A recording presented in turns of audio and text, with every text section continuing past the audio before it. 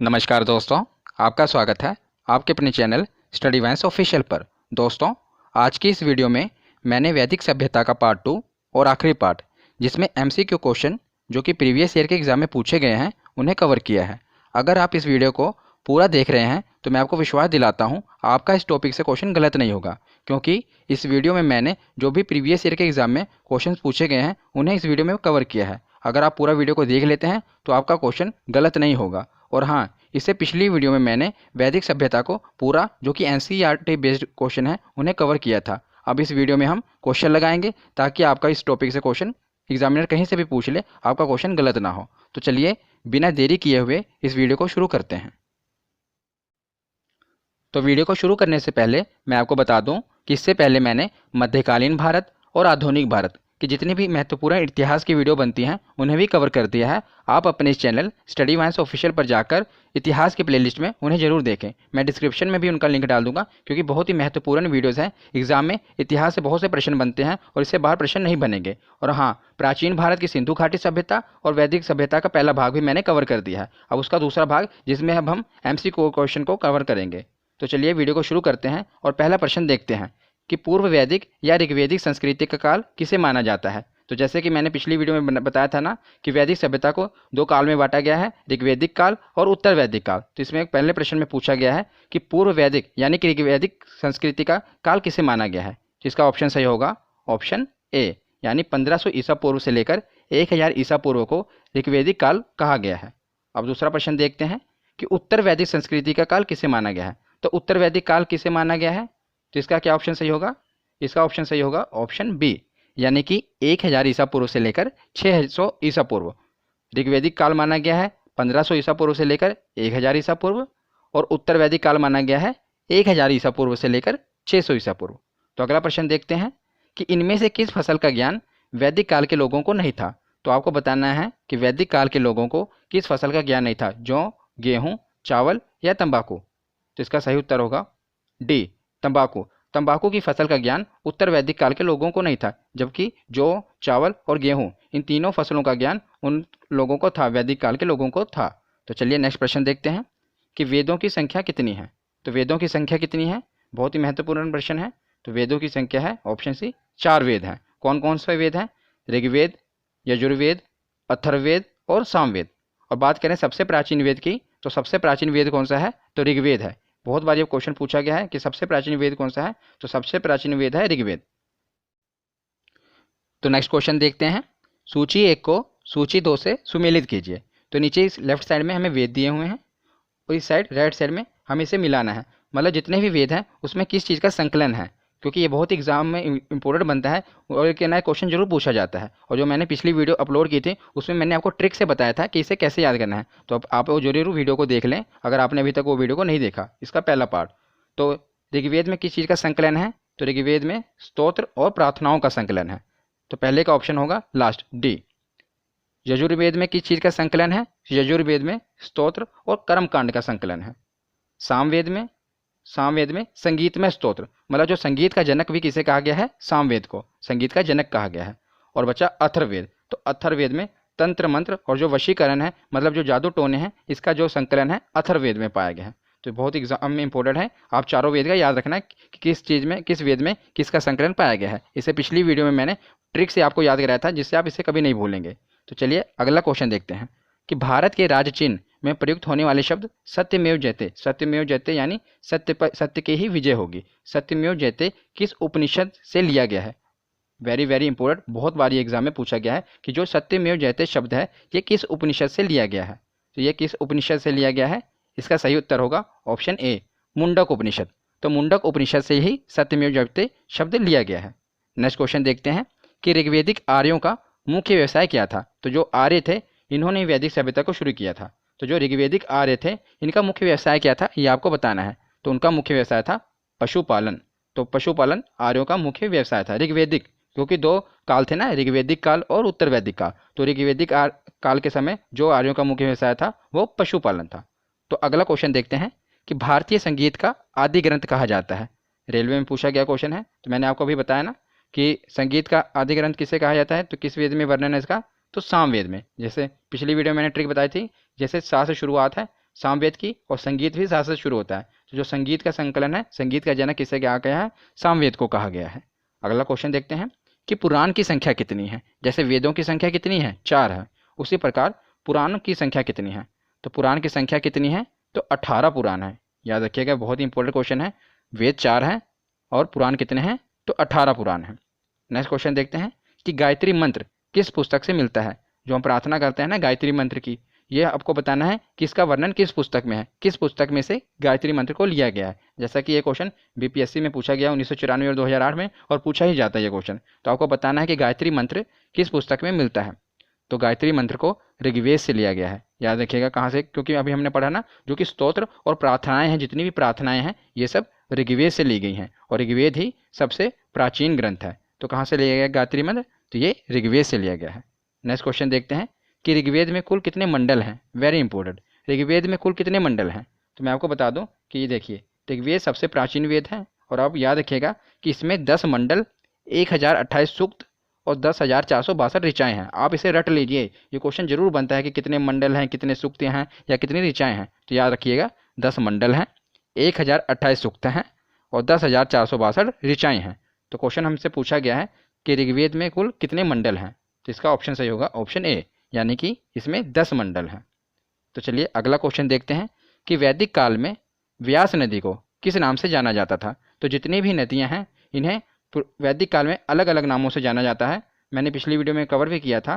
तो आपको बताना है कि जो व्यास नदी थी, जिसे अब व्यास नदी कहा जाता है, उसे वैदिक काल में किस नाम से जाना जाता था? विपाशा, क्रमु, गोमती या कुभा। तो इसका सही ऑप्शन होगा ऑप्शन ए, यानी विपाशा। तो जो अभी व्यास नदी है इसे वैदिक काल में विपाशा के नाम से जाना जाता था। तो नेक्स्ट क्वेश्चन देखते हैं कि ऋग्वेद में सबसे महत्वपूर्ण तथा पवित्र नदी मानी जाती थी। तो ऋग्वेद में आपको बताना है कि सबसे महत्वपूर्ण और पवित्र नदी किसे माना गया है। तो इसका ऑप्शन क्या है? सरस्वती, गंगा नदी, सतलुज या सिंधु नदी। तो आप ज़्यादातर इसको गलत करेंगे, आप गंगा समझेंगे, पर गंगा को नहीं, सरस्वती नदी को सबसे पवित्र तथा महत्वपूर्ण नदी माना गया है ऋग्वेद में। किसे? याद रखिएगा, सरस्वती नदी को। ये क्वेश्चन बार बार एग्जाम में पूछा गया है और अक्सर हम गलती कर देते हैं और गंगा को टिक कर देते हैं, पर इसका सही जवाब होगा सरस्वती नदी। सरस्वती नदी को ऋग्वेद में सबसे पवित्र नदी माना गया है। नेक्स्ट क्वेश्चन देखते हैं कि भारत के किस स्थान की खुदाई से लौह धातु के प्रचलन के प्राचीनतम प्रमाण मिले हैं। वेरी इंपॉर्टेंट क्वेश्चन, कि आपको जैसे कि पता ही होगा कि जो लोहे की खोज हुई थी ये वैदिक सभ्यता में ही हुई थी। तो आपको बताना है इसके प्रमाण कहाँ से मिले हैं। तक्षशिला से, अतरंजी खेड़ा से, कौशाम्बी से या हस्तिनापुर से। तो बहुत बार एग्जाम में क्वेश्चन पूछा गया है, वेरी वेरी इंपॉर्टेंट। तो इसका ऑप्शन सही होगा ऑप्शन बी, अतरंजी खेड़ा से हमें लौह धातु होने के प्रमाण मिले हैं। तो कहाँ से मिले हैं? अतरंजी खेड़ा से, याद रखिएगा। नेक्स्ट क्वेश्चन देखते हैं कि चरक संहिता नामक पुस्तक किस विषय से संबंधित है। जो चरक संहिता नामक पुस्तक है, आपको बताना है कि यह किस विषय से संबंधित है। अर्थशास्त्र से, चिकित्सा से, राजनीति से या धर्म से। तो जो चरक संहिता है ये पुस्तक चिकित्सा से संबंधित है। चरक संहिता 4 से शुरुआत होती है और चिकित्सा, तो ये पुस्तक किससे संबंधित है? चिकित्सा से संबंधित है। नेक्स्ट क्वेश्चन देखते हैं कि किस वेद में जादुई माया और वशीकरण का वर्णन है। तो अभी हमने पीछे पढ़ा था और आपको बताना है कि जादुई माया और जो वशीकरण जादू टोने हैं इसका वर्णन किस वेद में है। तो इसका वर्णन है अथर्ववेद में। याद रखिएगा किस में? तो इसका वर्णन है अथर्ववेद में। नेक्स्ट क्वेश्चन देखते हैं कि आर्य शब्द इंगित करता है। तो आपको बताना है कि जो आर्य है इस शब्द का मतलब क्या है। जैसे कि आपको पता है कि आर्यों ने ही जो वैदिक सभ्यता की शुरुआत की थी, जैसा कि मैंने पिछली वीडियो में बताया था। तो जो आर्य शब्द है इसका अर्थ क्या है? तो आर्य शब्द का अर्थ है श्रेष्ठ वंश। तो आर्य शब्द का मतलब क्या है? श्रेष्ठ वंश, जो कि उच्च कुलीन वंश के थे वो लोग आर्य कहलाए। अगला क्वेश्चन देखते हैं कि आर्य भारत में संभवतः कहाँ से आए थे। तो आर्य कहाँ से आए थे? ज़्यादातर लोगों का मानना है, ज़्यादातर मतलब इतिहासकारों का मानना है और इसे सर्वमान्य कहा गया है कि आर्य मध्य एशिया से आए थे। कहाँ से आए थे? मध्य एशिया से आए थे और आकर पंजाब और अफगानिस्तान वाले इलाके में बस गए थे। तो अगला क्वेश्चन देखते हैं कि गोत्र व्यवस्था प्रचलन में कब आई। तो गोत्र, जैसा कि आप अभी देखते हैं कि जो कोई ग्वाला है, कोई क्षत्रिय है, कोई ब्राह्मण है, तो ये व्यवस्था का प्रचलन कब से हुआ था। तो इसका प्रचलन हुआ था उत्तर वैदिक काल से। कब हुआ था इसका प्रचलन? उत्तर वैदिक काल में ही जो हमारा समाज था ये 4 वर्णों में बंट गया था, ब्राह्मण, वैश्य, क्षत्रिय और शूद्र। इससे पहले मैं आपको बता दूं कि जो ऋग्वेदिक काल था, मतलब वैदिक काल के 2 भाग थे ना, ऋग्वेदिक काल और उत्तर वैदिक काल। तो जो ऋग्वेदिक काल था उसमें ऐसा नहीं था, उसमें जो गोत्र व्यवस्था थी वो उस व्यापार से संबंधित थी। मतलब जो दूध बेच रहा है उसे ग्वाला कहा गया, जो मतलब दूसरे जैसे चप्पल वगैरह बना रहा है उसे मोची कहा गया। लेकिन जो बाद में जो उत्तर वैदिक काल हुआ उसमें जन्म के आधार पर ही जो ये गोत्र व्यवस्था का प्रचलन शुरू हो गया, मतलब जो ब्राह्मण का बेटा ब्राह्मण कहलाया, ग्वाल का बेटा ग्वाल कहलाया। तो आपको ये याद रखना है कि जो गोत्र व्यवस्था की इसका प्रचलन कब शुरू हुआ था, तो इसका प्रचलन शुरू हुआ था उत्तर वैदिक काल से। तो चलिए नेक्स्ट क्वेश्चन देखते हैं कि वैदिक युग में यव कहा जाता था, तो जो वैदिक काल था उसमें यव किसे कहा जाता था ये आपको बताना है। तो यव कहा जाता था किसे, जौ को। तो जो होती है उसे यव कहा जाता था वैदिक युग में। नेक्स्ट क्वेश्चन देखते हैं, व्रीहि शब्द किसके लिए प्रयुक्त हुआ, ये बहुत ही इंपॉर्टेंट है। तो किस खाद्यान्न के लिए व्रीहि शब्द प्रयुक्त हुआ आपको बताना है। तो चावल के लिए, जिसे आप चावल कहते हैं उसे वैदिक काल में व्रीहि शब्द कहा जाता है, मतलब व्रीहि कहा जाता था। जैसे जौ को क्या कहा जाता था, यव कहा जाता था, उसी प्रकार चावल को व्रीहि कहा जाता था। नेक्स्ट क्वेश्चन देखते हैं कि प्राचीनतम पुराण है, जैसे अभी हमने पढ़ा ना कि पुराण कितने हैं, तो 18 पुराण हैं। तो 18 पुराणों में से सबसे पुराना सबसे प्राचीन पुराण कौन सा है। जैसे 4 वेद हैं, 4 वेद में से सबसे प्राचीन वेद कौन सा है, हाँ ऋग्वेद। उसी प्रकार प्राचीनतम पुराण कौन सा है अब आपको बताना है। तो प्राचीनतम पुराण कौन सा है, मत्स्य पुराण, ऑप्शन ए। कौन सा पुराण है, मत्स्य पुराण। तो अगर आपको ये वीडियो अच्छी लग रही है तो लाइक और शेयर जरूर करें, और आप अपने चैनल को सब्सक्राइब जरूर करें, ताकि जितने भी नेक्स्ट वीडियो हैं, अगर आप किसी भी कंपटीशन एग्जाम की तैयारी कर रहे हैं तो जो मैं नेक्स्ट वीडियो लेकर आऊँ आपको तुरंत मिल सके। तो चलिए नेक्स्ट क्वेश्चन देखते हैं कि ऋग्वेदिक काल के सबसे प्रधान देवता कौन थे। तो जो ऋग्वेदिक काल था उसमें सबसे प्राधान्य और सबसे प्रमुख देवता कौन से थे, तो सबसे प्रमुख देवता थे इंद्र। तो ऋग्वेदिक काल में सबसे प्रधान देवता कौन से थे, इंद्र थे। तो नेक्स्ट क्वेश्चन देखते हैं, उत्तर वैदिक काल में किस देवता को सर्वोच्च माना जाता था। तो ऋग्वेदिक काल में हम इंद्र को मतलब सबसे प्रमुख मानते थे, और उत्तर वैदिक काल में आपको बताना है कि किस देवता को सर्वोच्च स्थान प्राप्त था। तो उत्तर वैदिक काल में प्रजापति। ये बहुत ही गलती होती है, याद रखिएगा आप। जो ऋग्वेदिक काल था उसमें इंद्र, और जो उसके बाद का काल था उत्तर वैदिक काल था उसमें प्रजापति, इन्हें प्रमुख देवता का स्थान प्राप्त था। अगला क्वेश्चन देखते हैं कि संस्कारों की कुल संख्या कितनी है। संस्कार जैसे कि आपने जन्म से लेकर मृत्यु तक हमारे संस्कार होते हैं सनातन धर्म में, जैसे बाल संस्कार और अंतिम समय में अंतिम संस्कार। उसी प्रकार जो अंतिम संस्कार होता है, जन्म से लेकर अंतिम संस्कार तक कितने टोटल संस्कार होते हैं ये आपको बताना है। तो संस्कारों की कुल संख्या कितनी है, तो 16 संस्कार होते हैं। जो 16वां संस्कार होता है वो अंतिम संस्कार होता है। तो जन्म से लेकर 16 संस्कार होते हैं हमारे, याद रखिएगा। संस्कारों की कुल संख्या कितनी है, तो इनका वर्णन वेदों में 16 संस्कारों का वर्णन है, ठीक है। तो नेक्स्ट क्वेश्चन देखते हैं कि ऋग्वेद में ये अघन्य यानी अधन्य यानी वध योग्य नहीं शब्द प्रयोग किसके लिए किया गया था। तो जो ऋग्वेद में गाय के लिए अधन्य शब्द यानी वध योग्य नहीं का प्रयोग किया गया था, किसके लिए, गाय को।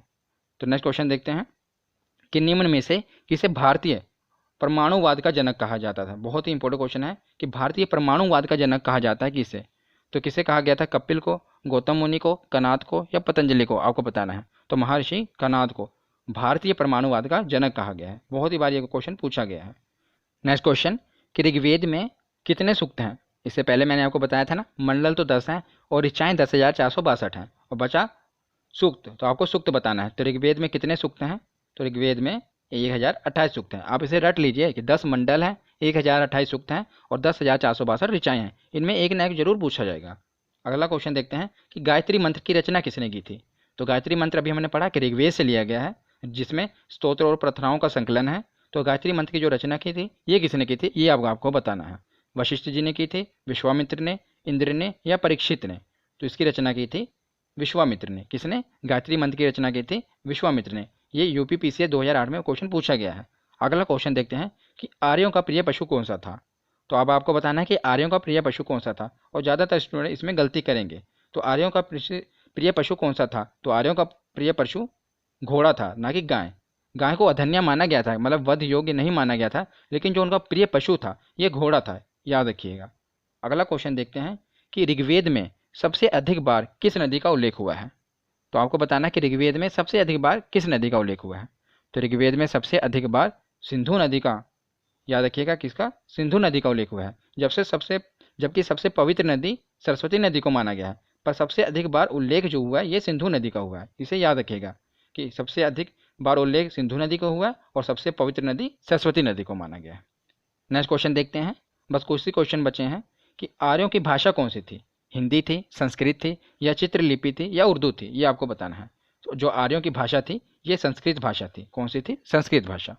नेक्स्ट क्वेश्चन देखते हैं कि आर्यों की सभ्यता कैसी थी। आपको बताना है कि ग्रामीण सभ्यता थी, शहरी सभ्यता थी, खाना बदोश या जनजातीय सभ्यता थी। तो इससे पहले जो सभ्यता आई थी सबसे पहले हड़प्पा सभ्यता, उसमें हमने पढ़ा था कि वो शहरी सभ्यता थी, और उसके बाद वैदिक सभ्यता आई। पर वैदिक सभ्यता तो जो थी ये ग्रामीण सभ्यता थी। बहुत ही मतलब ऐसी बात है कि पहले जो सभ्यता बसी वो शहरी सभ्यता थी, पर उसके बाद की जो वैदिक सभ्यता हुई ये ग्रामीण सभ्यता हुई।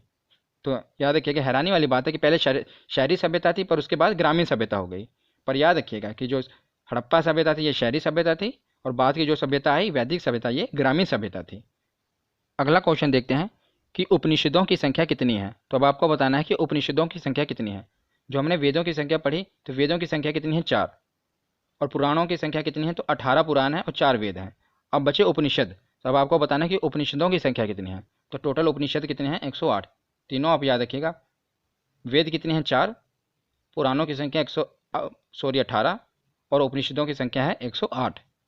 नेक्स्ट क्वेश्चन और आखिरी क्वेश्चन देखते हैं आज की इस वीडियो का कि प्राचीनतम व्याकरण अष्टाध्यायी के रचनाकार कौन है। आपको बताना है कि प्राचीनतम व्याकरण जो कि अष्टाध्यायी है इसके रचनाकार कौन है। तो इसके रचनाकार है पाणिनि। तो पाणिनि जी प्राचीनतम व्याकरण अष्टाध्यायी के रचनाकार हैं। ये भी क्वेश्चन बहुत बार पूछा गया है। तो आशा करता हूँ आपको ये वीडियो पसंद आई होगी और आपको जरूर कुछ नया सीखने को मिला होगा। आप इससे पिछली वीडियो को इतिहास की उसे भी जरूर देखें, मैं डिस्क्रिप्शन में उनका लिंक डाल दूंगा। और अपने चैनल को सब्सक्राइब करके बेल आइकन जरूर प्रेस करें ताकि नेक्स्ट वीडियोस आपको मिल सके। धन्यवाद।